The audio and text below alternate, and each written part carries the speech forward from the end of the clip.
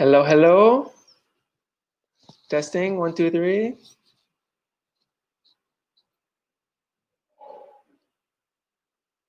Hi, Jessica. Gabrielle, perfect. Michael, Diane, good afternoon. Dina, hello, hello. Hey, Rach.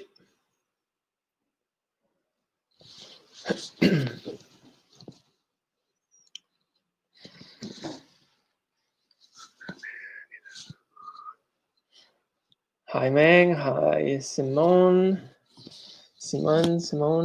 Kelly. Sorry for butchering everyone's name.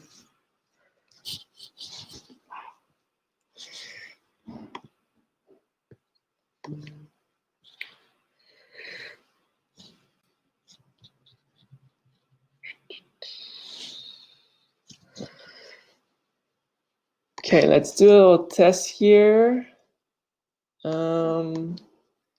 If I do this, does everyone see the PowerPoint slide?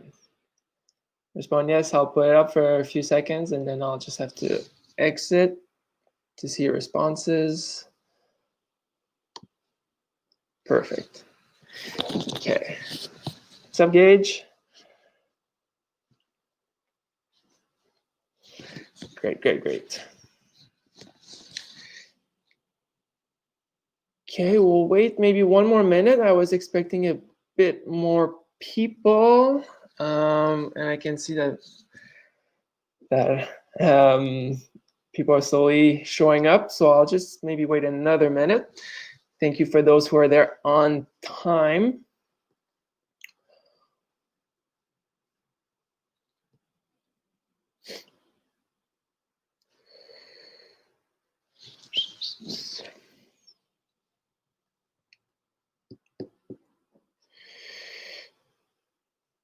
Hey, what's up, Kim? Nice to see you among us today. Hopefully everything's well on your end.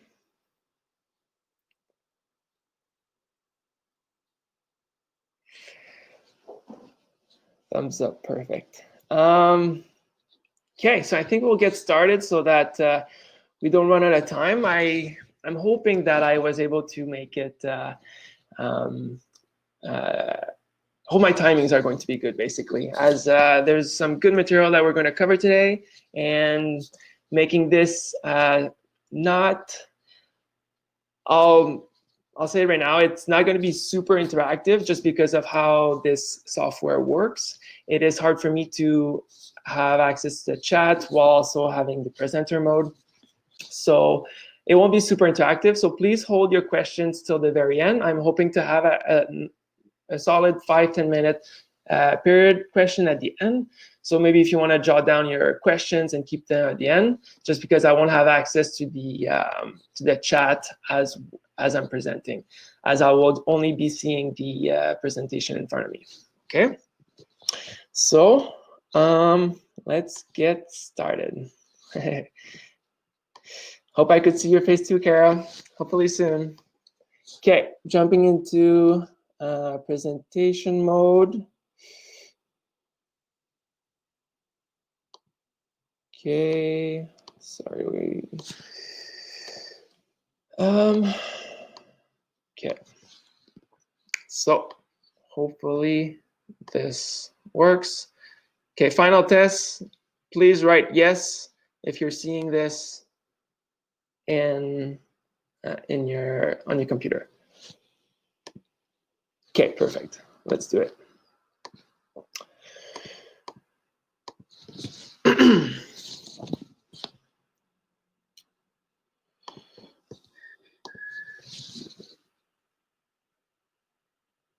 Okay, so welcome to today's edition of a Top Fuel for Top Performance webinar. Today, maybe you logged into the other sports nutrition top webinars that were presented this morning. I did chat with the others to see what they were going to present, so hopefully there wasn't going to be too much overlap in case you were assisting into this morning's webinar. However, there will be a bit, just because there are some fundamental concepts that I need to cover for those who maybe weren't there this morning, just to make sure that everyone is on the same page regarding some basic concepts regarding sports nutrition and also human physiology and whatnot. Okay, so let's get started. First, though, I just want to state this is a standardized slide that we are just showing to all our webinars. And so just to make sure that all of the material presented is a property of the Department of National Defense. Any reproduction or retransmission of the slides contained in this presentation is strictly forbidden. Okay, and also just maybe not this one per se. Nutrition can be a sensitive topic, but in our other webinars, this may be more appropriate. But still, just understand that the nature of this topic is could be sensitive and also maybe not appropriate for children, just because the nutrition concepts being taught today are really specific more towards adults. So just keep that in mind. Also understand people's stories and beliefs and whatnot are them for themselves, and so we need to respect that. And so anything that's being shared, we're just hoping that you can bring with you the concepts learned, but not necessarily the stories and everything behind that. And then also just heads up, this webinar is being recorded and will be available for viewing later on cafconnection.ca. Okay. Though active participation is encouraged, you may simply allow. So in my case, I'm only going to have participation at the end. So it's going to be a pretty flawless presentation until that point. Okay, hopefully that is all clear. Okay, so first concept that I want to cover and make sure that everyone understands is energy balance, right? So how we have the balance between our energy intake, which is represented in the food that we eat, and then our energy expenditure, right? Our basic living and our activities that we take part every day. On the food side, right, we have our different nutrients, which if you were there in this morning's presentation, Lucas did present that a bit.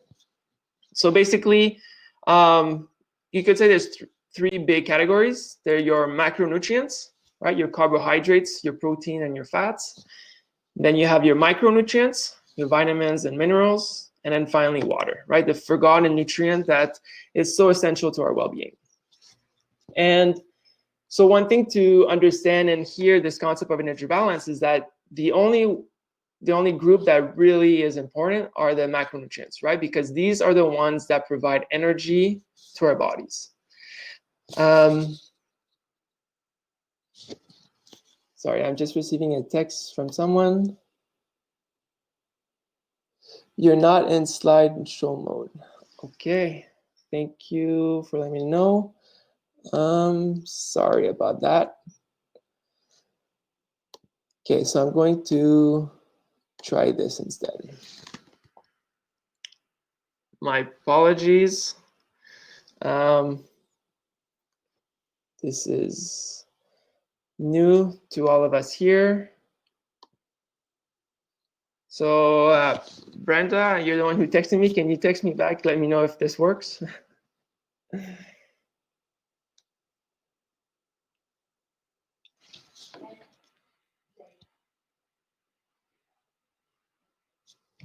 My apologies, everyone. This is, yes, okay, wonderful.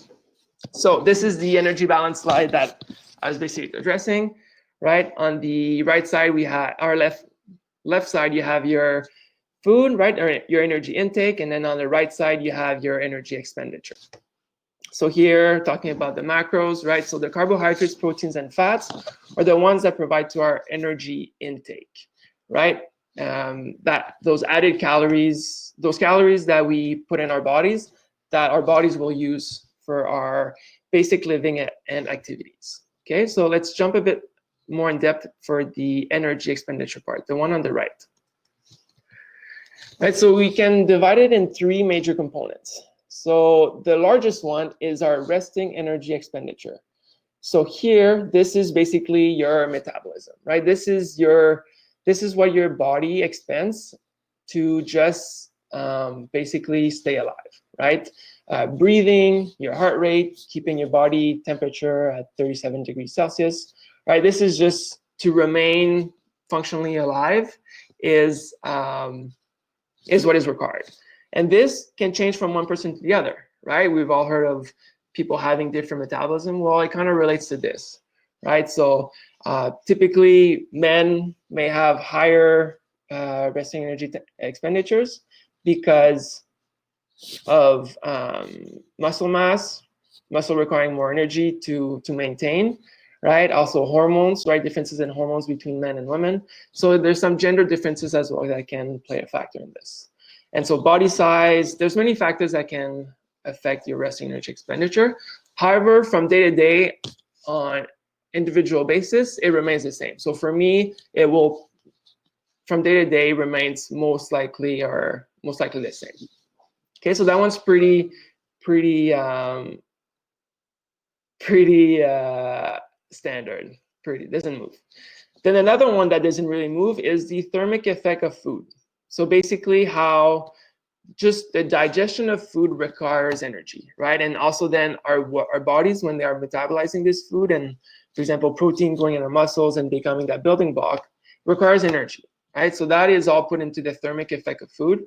And that stays pretty consistent from day to day because we don't necessarily go from eating 1,000 calories to eating 5,000 calories, right? I think from day to day, we stay within a certain range, and we're usually pretty consistent.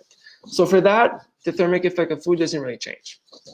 However, the section that really changes, and maybe has really changed in the last month with all that's happened, with everything that's happening, is the physical activity level, right? So physical activity can really change your energy expenditure overall. So here on a day that you're more active, right, you're burning more calories, so you'll have a larger energy expenditure. On a day that you're less active, less calories, less energy expenditure, right? So this is an important thing to understand, is when we go back to this balance, that on a day that we are maybe less active, we need to match that with our energy intake. And days that we are more active, we want to match that accordingly. And that is if you are looking at weight maintenance, right? And we'll talk a bit more about that later. So this is energy expenditure in the three components. Hopefully that is clear. If it is not, then please keep your questions till the end when I will be in the question period. So looking at the 6 classes of nutrients that we mentioned, right? The 3 that we will talk about, though, are carbohydrates, proteins, and fats, because these are the macronutrients that provide energy that ultimately gives us those calories to basically stay alive and to perform our daily activities. So carbohydrates. So every gram of carbohydrate has 4 calories. So this is how you know how much energy you can find in your food, right? If you know how many grams of carbohydrates there is, you just do that times 4, and then you'll have the amount of energy and carbohydrates for that specific food. Okay? When carbohydrate is digested, right, digestion of carbohydrates starts in your mouth and then carries on in the small intestine, where there is absorbed as monosaccharides, so glucose, lactose, and fructose. And so here, these blood sugars go into your go through your digestion and goes through your circulatory system, so in your blood, and then here it goes to your brain, and which glucose is the only fuel that your brain can use, and then also red blood cells are another cell in your body that can only rely on glucose. So these 2 are relying on that, and for the rest, blood glucose travels through your body just to supply your various cells, including your muscle cells, right? And here we're trying to replenish our glycogen, right? So in our muscles and our liver, this is how we store glucose in our bodies. It is through glycogen. So glycogen is just a big molecule of glucose all put in together with some water molecules as well. But it's just, that's how our body stores glucose. And then this glycogen will be used as fuel, right, for your various activities, but especially the high intensity activities. Glucose will be the preferred fuel for that. But then also to understand that any excess in carbohydrates will eventually be converted into fat.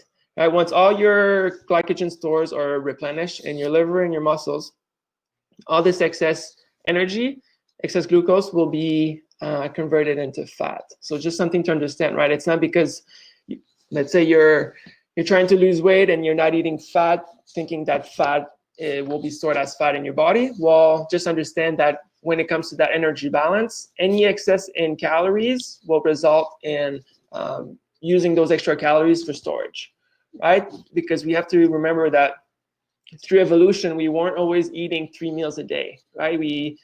We had to become very efficient at storing energy in times when food was plentiful. And so for that reason, we're good at storing energy when we're eating a higher amount than we're expending. So for that reason, here, even if it's carbohydrates, it will be stored as fat when we eat it in excess. And then for a range to know how much you should eat on a daily basis, this range for carbohydrates is usually 45 to 65%. Okay, may seem high, but it is a number that once you start looking at how many grams you eat per day and start measuring your stuff, if it's something that you're interested in, it is actually not over the top high.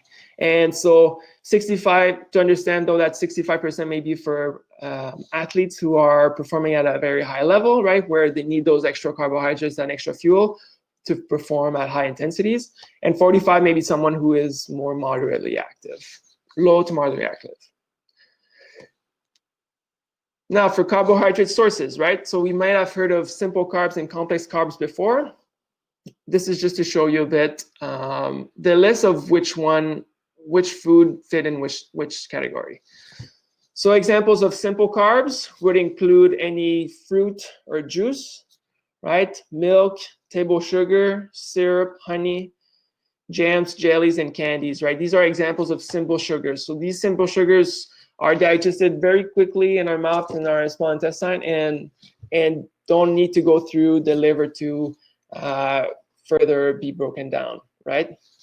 So these are simple sugars that are picked up quickly in our bodies. And then for complex carbs, here are all our cereals, breads, potatoes, whole grains, vegetables, right? Carrots and corn, legumes. So these are complex carbs that are usually a larger carbohydrate molecule, so they require more time to digest, and so for that reason, slower release of glucose in our bodies. So these, if we're talking about sports nutrition, there's a time for each. There's a time and place for each, right? So simple carbs, they have a time for maybe shortly before your activity or your event or your performance, or maybe during if it's something that is prolonged and you need that extra fuel during. Right, this is super appropriate at that point, right? Easily digested, doesn't fill you up too much, and you get that quick release of energy. However, then complex carbs, then they have their time and place, right? Maybe in between days, in between bouts of where maybe you're in a competition or a tournament of some sort, where you may have either a few hours, well, let's say 3 to 4 hours to maybe a full 24 hours between your events, then maybe these will for sure be more appropriate, right? Because you have a lot of energy in them, and and when they're broken down, they will be able to replenish your glycogen stores, right? So this is kind of the difference between one and the other. And basically, which is what I just alluded to, right? So the benefit, the simple carbs shortly before, during high intensity exercise, and then your complex carbs beneficial in between bouts. If you are looking to learn more about to fuel before, during, and after exercise, you should definitely check out Lucas's presentation from this morning, but again, that will be on CAF Connection. He did a little bit on that. So if it's something that interests you, you should definitely check that out. Okay, now for protein. So protein also has 4 calories per gram. But protein is definitely not known for its energy source, right? We normally know it for being a building block. So sources, right? I think sources of protein, the common thought or the first thought that we think about is meat, right? Meat being the best source of protein. And I can't deny it, that is for sure. But you can still find protein in actually every food group that there is, right? There's protein and obviously meats and many milk and alternatives. You can find protein in milk and alternatives. You can find protein in grain products and also in small amounts, but in vegetables and fruit, right? So just remember that protein can actually be found everywhere. And we'll look a bit more into that shortly. So again, protein not known for being a source of energy, right? Being known more for being a building block, right? Building your bones, your muscles, your tendons, and all the tissues in your body. But it is also very essential for hormones and for enzymes in your body. And people who lack protein often also have a decreased immune system for this exact reason, right? Where you don't have specific enzymes or hormones that help you defend against any viruses or whatever. Just trying to find my words right now, but anyways, hopefully you understand what I'm trying to say. So obviously not used as a fuel, right? But in times when carbohydrate intakes are low, it can definitely be converted into a fuel source in our body. So in times of need, your body will convert protein for fuel. And then so carbohydrates was 45 to 65. Here for protein, we're looking between 10 and 35 of your total energy intake, right? So 35 maybe for someone who is going to the gym, on most days of the week and lifting heavy, whereas someone who may be not as active going to the weight room, maybe 10% will be more appropriate, right? So this is the approximate range in which we should try to aim for. So is there such a thing as too much protein, right? A common question, right? If a little protein is good, then a lot should be good too, right? Well, there is actually such a thing as too much protein, right? Research has shown that the maximum amount that human body can metabolize is 2 grams per kilogram of body weight per day. Right, and this also requires a heavy strength training program. So just remember, like, there's such a thing as a point where your body won't be able to use the protein that you eat and will then convert it into, as we can see in the last bullet, as the fat, right? Any excess energy your body won't waste, and it will store it as fat for energy later, right? It won't waste it. So numbers, I think, that are more common to the everyday individual, right, are ranges from 0.8 to 1 kilograms of body weight for sedentary to low active people, and then 1 to 1.2 grams per kilogram body weight for moderately active people. Right, so these are some numbers that maybe you want to write down just to calculate yourself, and also understand that that you don't necessarily need to eat high amounts of protein at every meal. And I'm going to explain this in this following slide. So here are various sources of protein that you may find from day to day, right? Up there you have meat and tofu, which for their respective serving size equal to 21 grams of protein. Also up there you have tuna with 19, you have cottage cheese, Greek yogurt, cheese, right? So some of your dairy products, all with high levels of protein. Then you have eggs, legumes, nuts, peanut butter, right? All in the 10 and above grams of protein, right? So you have multiple sources of protein, as I explained earlier. You not only found protein in meat. So just to show an example on how you don't necessarily need to eat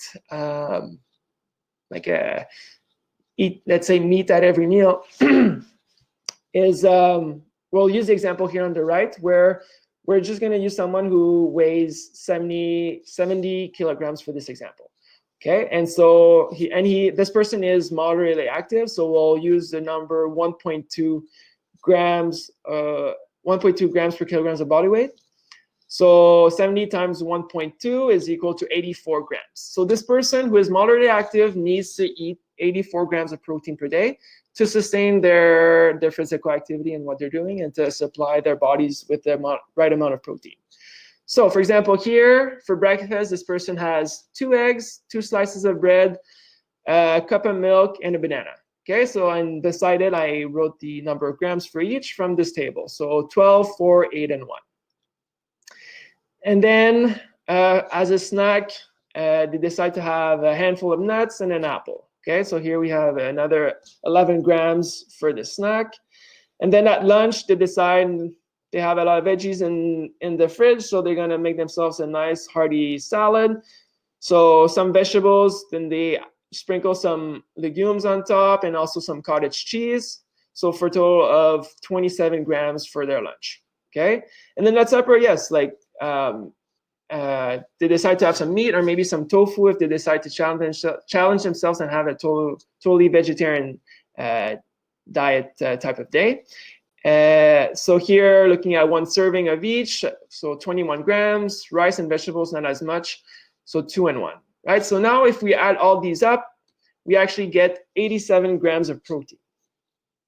So not that I'm not vegetarian, and I'm not promoting, well, not that I'm not promoting it, but it's I'm just saying what I'm trying to show is that you don't necessarily need to eat a chicken breast at every meal to hit those numbers, right? This person is moderately active, right? Probably partakes in physical activity every day, some days lower, some days higher, right? I think is the common military person that is serious about their training.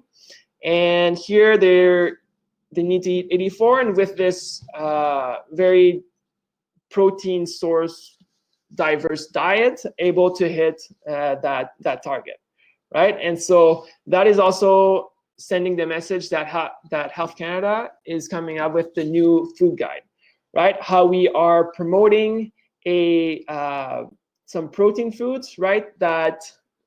So now dairy products and meat alternatives are put together in the same category as protein foods, right? And so here we're just hoping that Canadians start including more diversity on their plate regarding where protein is coming from. And the reason behind that is because although meat is great, I love it, I eat it most days, it's still important there's still some benefits to eating protein from other sources, right? Because other sources may have some very healthy fibers, such as legumes and nuts, and but also maybe some options that have some good fats, right? Such as nuts again, or some fish, and and just foods that are lower in saturated fat, which is something that Health Canada is trying to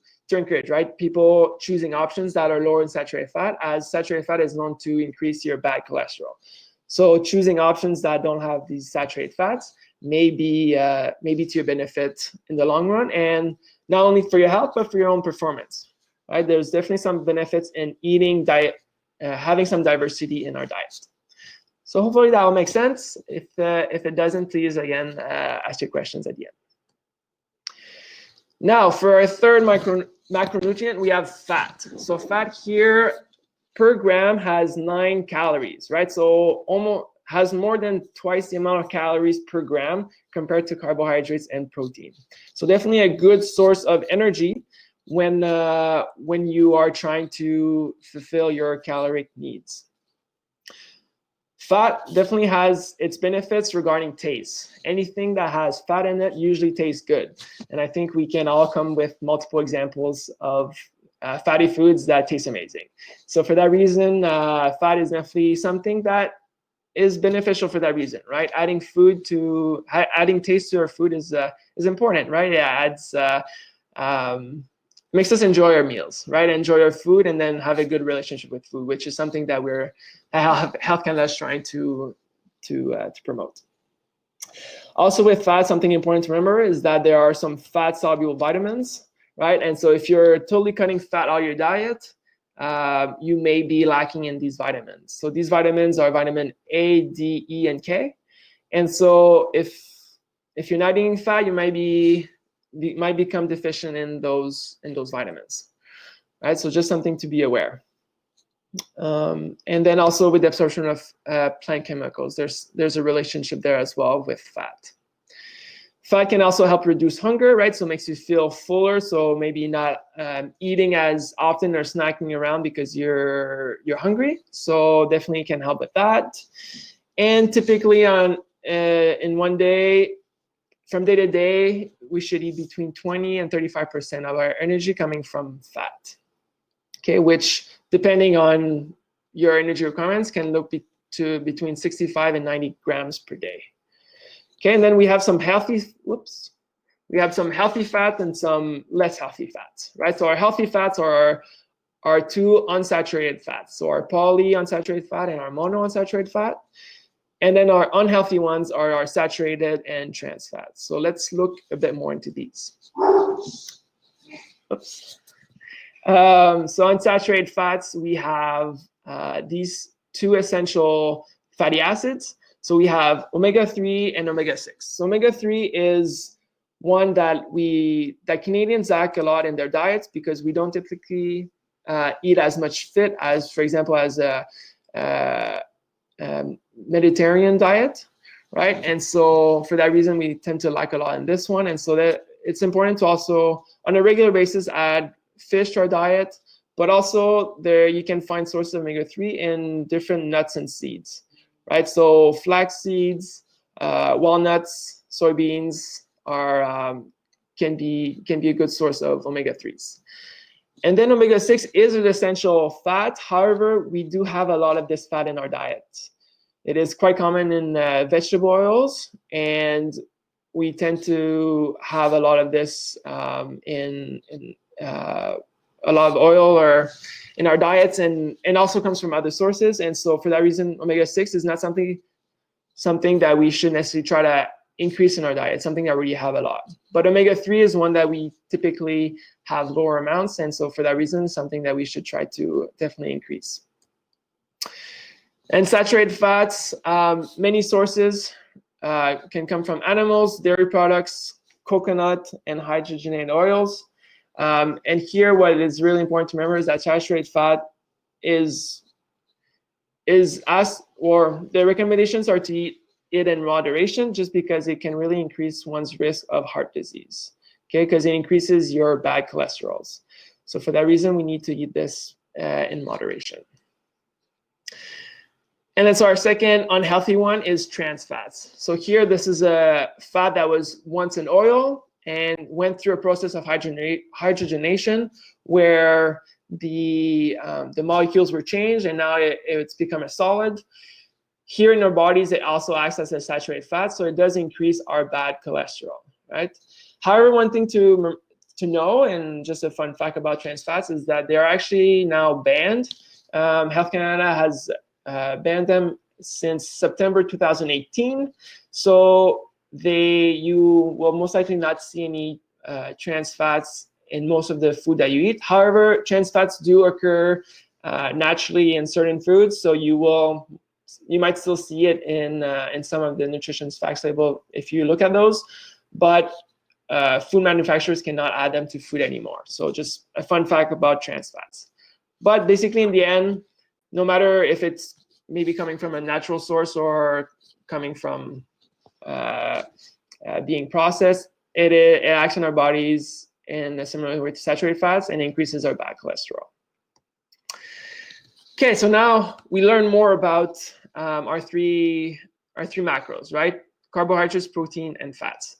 Here we are going to I'm going to teach you a bit more about the nutrition facts label, as I really believe it is a tool that I feel most Canadians or most people don't use often enough, right? There's so much valuable information here, and it's such an easy skill, but I think a lot of people are just not educated on how to exactly read it and whatnot. So I'm hoping that this could bring some highlight in your, and add some knowledge to some nutrition knowledge for you, and that's something you can take home after this webinar.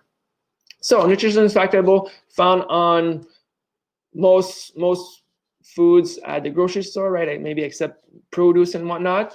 Right here, food manufacturers need to show an nutrition facts label on their food. So how to read it? I guess so. The first point, list of ingredients. So this is not the nutrition fact label per se, but the ingredients list, something to know is that they're listed by weight, right? From most, the ingredient has the most weight to the least weight. And then for the nutrition facts, so first thing to look for is the serving size, right? So in blue here, the serving size. This is the amount of food that the nutrition facts label is showing. So it's really important because maybe for, I'll just use an example of a bag of chips. Maybe they'll show for 30 grams on the nutrition facts label, but your bag of chip actually has 60 grams. Well, then if you're just looking at this without looking at the serving size, you might think that, oh, it's not too bad. It's, let's say in this case, 150 calories. But in real life, the whole bag itself has twice that, right? Because they're only showing for half. So it's really important to look at the serving size when looking at the nutrition facts label. Then the calories, again, important information there if you're interested in that. And then you have your list of core nutrients, that these are the ones that food manufacturers need to show. Okay, so if we're looking at the 3 that we are focusing on today, so our 3 macros. So fat is listed as how much it has in total, and then broken down into how much it has of these 2, right? So they need to show how much there is for those 2. That's what Health Canada is asking of food manufacturers. So here we can see that out of the 7 grams, 4 of them are saturated fats, right? Which 4 grams represent 20% of your daily value. So 20% of what you should eat every day for saturated fats. Okay, and then carbohydrates then, now 21 gram, which is then broken down here into fiber and sugars. So you may ask, well, what is sugars? I thought a sugar is a carbohydrate. Well, just understand that carbohydrate is the term for the family of carbohydrates. Here, when we say sugar, we mean added sugar, right? So here, for these cookies, it was most likely table sugar. So they added 8 grams of table sugar in these 2 cookies. Okay, so this is some added sugar. Fiber is a carbohydrate, believe it or not. It does not provide any energy though, but it still falls in the carbohydrate family. And then so the 21 grams here would be the remaining 12 grams would be, for example, maybe the flour in the cookies. This flour has some carbohydrates and more on the complex carbohydrate side, and so here that would be the remaining carbohydrates, right? So this is just to understand, especially the sugars part, is that's the added sugar, right? So this, we want to keep this at a minimum. Okay, so here we have 8% for here. For percentage, I think that might be my next slide, is that we want numbers that are lower. For maybe sugars here, we want numbers that are lower than 5%. That would be considered something that is in low amounts.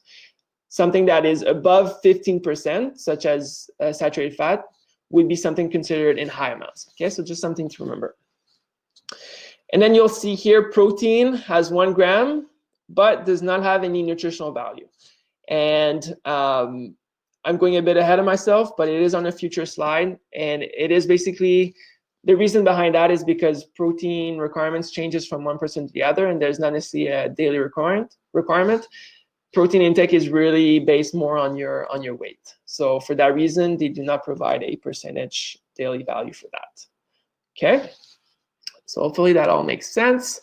And also on foods, just watch out for claims, right? Not to be caught by things that says,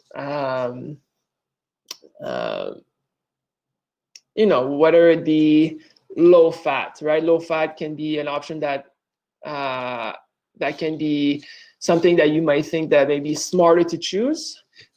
Again, depending on your weight goals or whatnot. However, just understand that if it's something that was normally fatty and they remove the fat, well, they still want it to taste good, so they most likely replace it by something else. And sometimes that is sugar, right? So maybe sometimes options that are lower in fat are actually higher in sugar. So just some health claims to sometimes be aware of when we're making food decisions. Okay, now if we're comparing two different labels, okay, so here we have Frosted Flakes compared to Bran Flake cereal. All right, Frosted cereal obviously tastes awesome, Bran Flakes maybe not as much, but if we are health conscious, we may choose an option that is healthier for us. So again, first thing that we do is check the serving size, right? So here they're quite comparable, 31 grams versus 34 grams, right? I think that's reasonable. So here, one thing that we are going to compare are the carbohydrates. So if you look at the first line, right, they both say 27, 28 grams, so that looks pretty comparable. So you think, oh, well, Frosted Flakes, same amount of grams, so, you know, I guess they're both healthy in that way. However, when you look down below in the fibers and sugars, right, we can see here that Frosted Flakes has 12 grams of sugar, whereas the Bran Flakes has 4. And then for the fiber, we have 5 grams compared to 1 gram. Right, and fiber is something that a lot of Canadians lack in their diets, and we tend to also eat a lot of sugar. Right, so I'm not necessarily promoting Bran Flakes per se, but just showing here that, you know, there's some benefits in making healthy choices, and here definitely the benefit of fiber and the lesser added sugar is definitely a healthier choice. Okay, so just something to consider when we're comparing two products, right? Really breaking it down and looking at all the numbers can really help you make healthier choices. So now this is the slide I was talking about. So how there's no percentage daily value for protein, right? It's based on weight, and here's your average that you need per day. And like I showed in the previous slide with other proteins, people get enough by eating a balanced diet, right? You don't necessarily eat meat or a large amount of meat, right? You could eat meat at every meal, but if you're being reasonable, that's totally fine. But if you're eating a balanced diet, it's easy to hit your personal targets, right? And so here, as I was saying, the on the percentage daily value, if it shows less than 5, right, it would be considered little. And then for if its number is above 15, then consider a lot. So depending on whether it be fat or fiber, right, depending what you're looking at, you may want to be more on the 15 and above, and for the other on the lower than 15. So hopefully that makes sense. Okay, and then another part that I wanted to focus on for this presentation is supplements. Obviously, these are all the supplements that we would normally cover in our program, right? There are a lot of supplements out there. Supplements is a multi-billion-dollar company. There is so many new products coming out all the time. However, these were the ones that we would normally cover in our program. But due to time and the fact that we only had 1 hour for this presentation, I'm only going to focus on caffeine, creatine, and protein powders, as I feel these are the common ones that people know of, or the people that use, right, or that have used in the past as either for enhancement or for recovery. Okay, so these are the ones we're going to cover. However, if you're interested in learning more about the others, please join our full program, our full Top Fuel program, whenever things get back to normal. So caffeine, we can have different sources, right? Coffee, tea, cocoa, soft drinks, and one that's not listed here, but that I will also address in this part is energy drinks, right? So energy drinks is full of caffeine and full of sugars, right? So it could be, you could think that, oh, well, those are two good things to for performance. But one thing that is really important to remember with performance is that the most important nutrient is hydration, right? It's water. So caffeine, yes, has its time and place to improve performance, alertness, reaction time, endurance, and weight loss. Those are claims, and those are what people may experience with caffeine if they do take it for sports performance.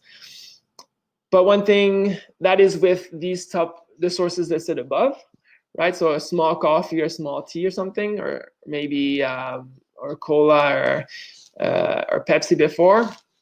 So these may be more beneficial, but when it comes to energy drinks, not as much, just because the amount of caffeine and sugar there is, it actually really reduces or can really impact your hydration, right? Because caffeine is a diuretic, makes you go to the washroom. And so for that reason, if you're peeing a lot and you're putting also a lot of sugar in your body, which your sugar needs to dilute in water, it can really be dehydrating, and dehydration is really important with performance. But here, if we're going back to coffee and tea, the common side effects, though, to know with caffeine is anxiety, jitters, sleep difficulties, increased blood pressure, calcium loss, irregular heartbeat, right? So these might be if you're someone who's very sensitive to caffeine or who doesn't drink caffeine often and decides to drink it.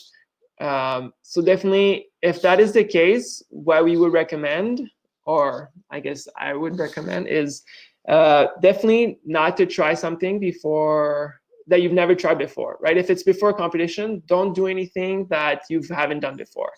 If you're trying to explore caffeine as a supplement for performance, definitely try it before your competition or your event, right? We don't want to try anything new that may actually impact us negatively. And then facts for caffeine: there are responders and non-responders, right? Effective if taken in correct amounts and for the right activities. So here we're looking at endurance being effective or not. Caffeine can definitely be more effective in high energy or high level of energy, right? So, and especially if we want to increase our alertness and reaction time, those are the known benefits for caffeine, right? The mental stimulation that it can bring. So here, these are some of the things to consider with caffeine. So hopefully that makes sense. I know I kind of have to go through it quickly just because I'm quickly running out of time. But if you do have any questions after, please shoot them my way. So now creatine. Creatine is another common supplement that people use for, especially for workouts, right? When you're hitting the gym. So sources of creatine normally come from meats and fish, and plays an important role in energy metabolism within your muscles. So to understand how creatine works is that we have three energy systems in our bodies that our muscles use. We have the PCR system, so that's the creatine phosphate. And this is the system that is the fastest acting. That is for bouts of like our muscle contractions that last 5 to 10 seconds. So a quick sprint or lifting heavy weights, right? Those explosive movements, our muscles will rely on creatine. It is a very quick source of energy, and that is the reasoning behind taking creatine supplements, is increasing that pool of creatine within our muscles so that we can maybe do an extra rep or two, right? Or maybe that we can sprint for a second or two longer, right? So having that extra pool can increase our performance and our training. So that is the reasoning behind it. However, one thing to remember is that, for one, not everyone responds to creatine. So some people may already have high levels of creatine in their bodies, and yet there's a maximum amount of creatine that you can have in your muscles. And so if you're taking more, you might just go right through and kind of be wasted compared to someone who may not have as high level storage, or maybe that are using it often. So maybe replenishing it with creatine may be beneficial. All right, so just maybe do your own research and just be aware of that before deciding to buy it. So facts, improve stored body exercise. Here they say up to 30 seconds. So definitely those explosive movements, right? And one thing to understand though is that they have no training benefits to endurance athletes, right? Because again, endurance athletes, let's say from up to an hour, multiple hours, let's say a marathon runner, right? They'll run for multiple hours. Creatine won't have any benefits to them because, for one, again, that's running for a long time, right? It's more than 30 seconds. And for two, with creatine also comes water retention. So when creatine is stored in your body, it also needs a water molecule. And so for that reason, you retain more water. And with running, one thing that you often try to focus on is your weight, right? If you're lighter, then you'll have less weight to carry to run.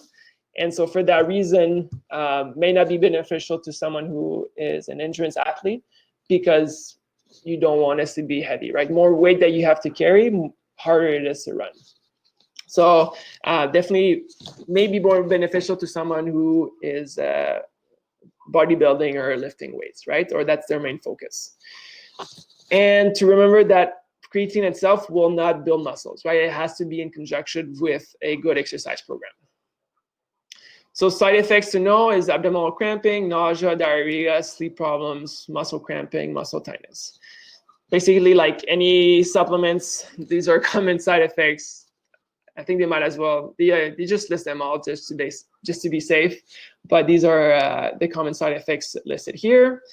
And the bottom line, creatine may help some people with low muscle creatine stores who participate in sports that require repetitive, high intensity, short duration activities. Okay, so we're definitely not saying that creatine cannot be beneficial, but only beneficial in certain cases, and again, to certain people, because not everyone responds to creatine, and maybe will require some exploration on your end, and I know it can take a good amount of time before your body responds to creatine supplements, and so that can be frustrating and whatnot. So definitely do your own research and come to Health Promotion if you have other questions or seek advice to your local fitness and sport instructors if you have any questions with that. We're definitely here to help, but for now, I'm just gonna keep it at that. Now, protein powders. So protein powders, the most common source is usually whey, but we do have various sources of that can be used for protein powders. Side effects, upset stomach and diarrhea, and such as any excess energy, excess protein can be converted to fat, right? So making sure that if you are choosing to use protein powders, that it's really in a time when you are not eating enough protein, right? Or you don't have maybe the right food to supplement your energy requirements, right? Or your protein requirements. So just something to remember. And here the bottom line, for someone who eats a proper balanced diet, using protein powder is a bit of a waste of money, right? And can contribute to building fat stores, not necessarily muscle. Because here you definitely need to put the work in to build the muscle. It's not just by taking protein powders that you will increase your muscle mass, right? It has to go with with your exercise training as well. So basically, to just reiterate what that was said, is that here eating a good foundation is really important, right? This is where you would get the most of your nutrition, and this is where we want to focus on, right? Here, this is the essentials. This is what we want to focus on. Because then here, when looking at sports nutrition, this second category, right, of our sports nutrition pyramid would be what we would eat before, during, or after exercise, right? So these are our added energy intake for our respective activities, right? So this is maybe to push a bit more or to fuel our bodies more on days that we are more active. So looking at supplements, we need to understand that supplements, if you're choosing to use them, need to not be the foundation of your diet, right? Needs to be at the top on maybe days that you've really pushed hard, or maybe you have limited resources or limited food or whatnot. But should really not be the foundation of your diet, right? You should eat everything else, and then supplements can be added to it again, on times that you may need it. So hopefully that's clear. And again, the supplements part can be a whole lecture in itself. I covered only the 3 that are, I think, most common, most known. Hopefully that provided a bit of answers. But if you are looking to have more answers for that, either, again, approach your health promotion specialist or your sports and fitness instructors, or again, join the full Top Fuel for Top Performance program. Okay. So basically, the end goal of this presentation is the ABCDs of healthy eating, right? So eating an adequate amount. Right, so here is making sure that we eat according to the balance, right? So on days that we are looking to, on days that we are spending more energy, then we need to adjust our energy intake accordingly, right? And so we need to eat an adequate amount. So days that we are less active, we need to eat less, right? Because if we eat the same, then that difference, no matter where that energy is coming from, right? We understand now that any energy difference will be used and stored as fat, right, or as excess energy. So making sure that we eat an adequate amount, right, but making sure it's the right amount as well. Also making sure we have a balance between our carbs, our proteins, and our fats, right, and making sure that maybe if we're following a special diet, that one of these is not cut out, right? We know how there's multiple fat diets out there that cuts out specific food groups or nutrients.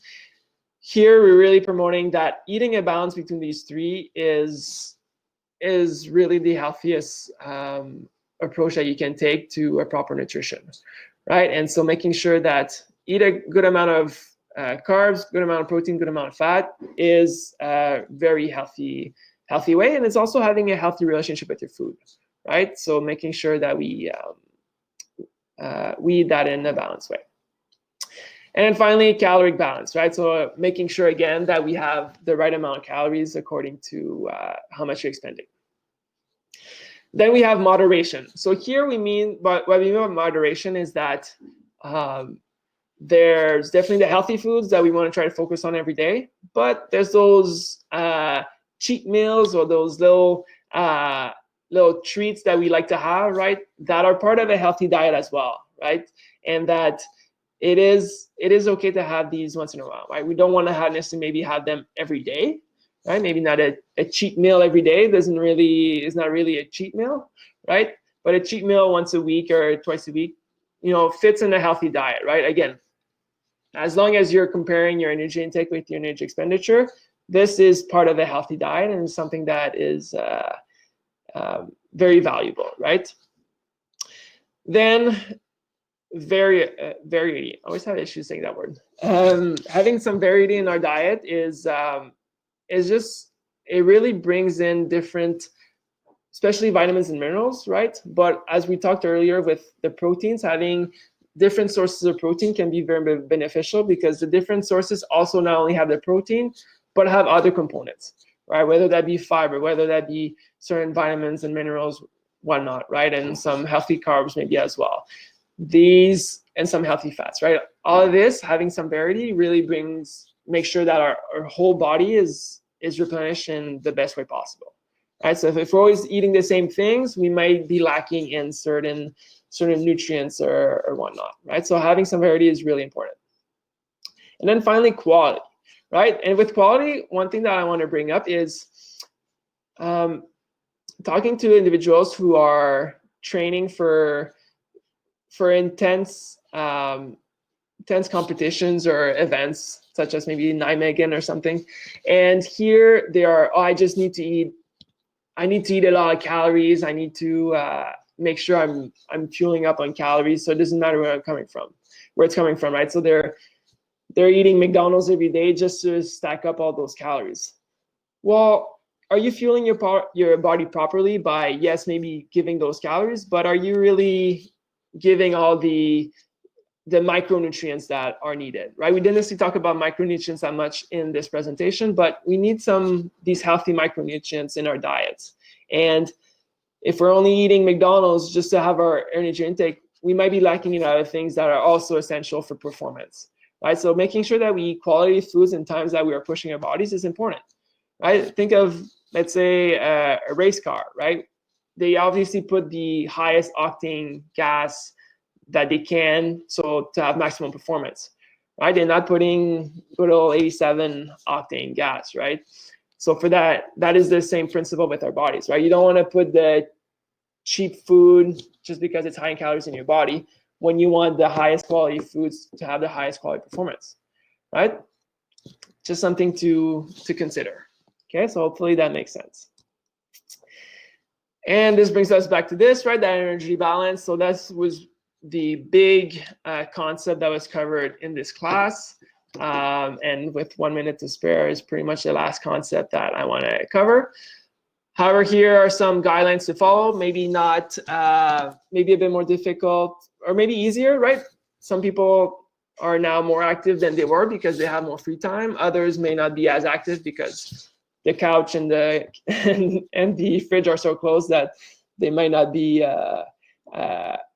partaking in physical activity as much. But here are the guidelines, right? So taking part of at least 150 minutes of moderate to vigorous activity,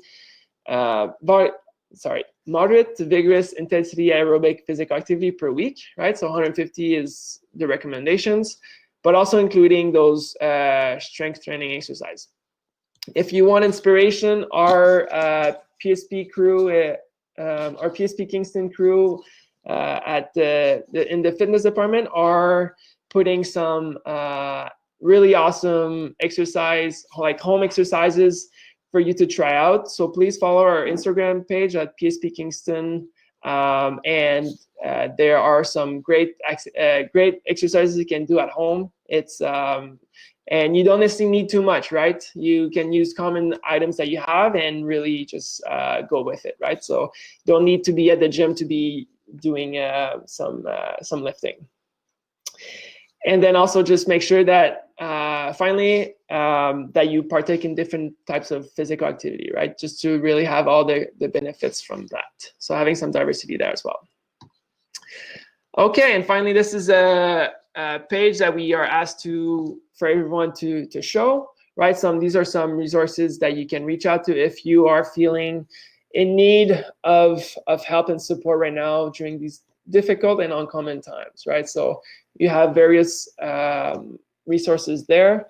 So hopefully maybe you can take a screenshot or something. This is kind of hard for me to just leave up there, but take a picture of it with your phone or something. But these are some resources that are there for you and your family, right? Okay, so that brings us to the end. Thank you everyone for your attention, and I guess I'm a minute over, but for those who may have some questions, please write them in the chat box, and I'll make sure to answer them. How do you test to find out your metabolism level? Well, there are many ways. I actually partaked in a research in university that had me hooked up to a system that measured your oxygen intake versus expenditure or intake, yeah, and it was great to see. That was definitely the gold standard, right? Really knowing what your metabolism is, but really to calculate it, we do have normally in our full program, we do look at calculating your resting energy expenditure according to your body weight. We did not cover this in this presentation just because it's requires some calculations, and it would have been difficult for me to really help everyone out with that. However, if you are looking to learn more, just maybe join in our full program. But there are ways to calculate on paper, but they're definitely rough estimates.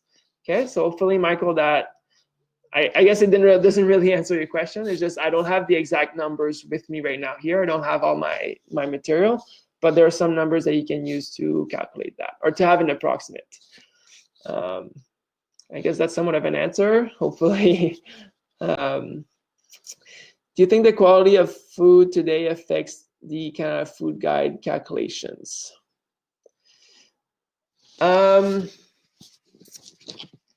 The quality of food. Well, here the Canada's food guide is definitely recommending eating whole foods, right, as much as possible. So here, when we look at quality, I think that is for you to make that decision where the quality is where you're buying your food. I'm sorry, Walter, like having a hard time really understanding what you mean. And especially when it comes to the calculations. So here, quality of food, that is for you to select the definitely we recommend using or purchasing fresh options compared to whether it be canned, right? Especially referring to vegetables. Frozen vegetables are awesome. They keep their freshness when frozen and a lot of their nutrients. So that's definitely an option there. But so for quality of food, if you want to clarify that maybe. The veggies from the ground versus frozen. Yes, so definitely frozen is an awesome option, especially us in our Canadian climates, because fresh vegetables is not as common and can be more expensive. So choosing an option that is frozen is definitely a healthy one because they're frozen from fresh, and so they keep most of their nutrients. So for that reason, we do recommend them quite highly. Pretty much the same as ground vegetables, yes. With, let's say, canned vegetables, then it's often added with salt as well, and some of the nutrients may leave and go into the liquid that's in the can. And so for that reason, when you're emptying the can with the liquid, then some of those nutrients might be lost. And then you have the added sodium that wasn't there. So it's not the recommended option, but if it's the only one you have, then vegetables are vegetables, right? So we definitely recommend that. Any other questions?